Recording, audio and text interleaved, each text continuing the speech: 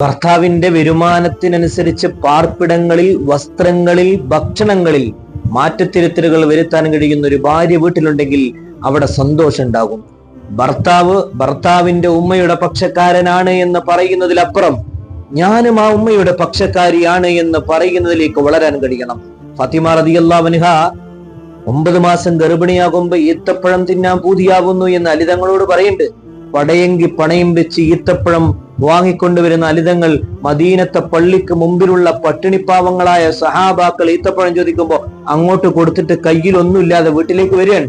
ഫാത്തിമ ബീവി ഒന്നും ചോദിക്കാതെ റൊട്ടി കൊടുക്കുമ്പോ ആ റൊട്ടി കയ്യിലെടുത്തിട്ട് ഫാത്തിമ ബീവിയോട് അലിതങ്ങൾ ചോദിക്കുന്നുണ്ട്, എന്തേ ഈത്തപ്പഴത്തെ കുറിച്ചൊന്നും ചോദിക്കാത്തതെന്ന്. ഫാത്തിമ ബീവി റളിയല്ലാഹു അൻഹ തിരിച്ചു പറയുന്ന മറുപടി ഇങ്ങനെയാണ്: അലിതങ്ങളെ, നിങ്ങൾക്ക് അത് കിട്ടിയിട്ടുണ്ടാവില്ല. ഒരുപക്ഷെ നിങ്ങൾ എന്നേക്കാൾ അർഹരായ ആളുകളിലേക്ക് അത് സമ്മാനിച്ചിട്ടുണ്ടാകും എന്ന്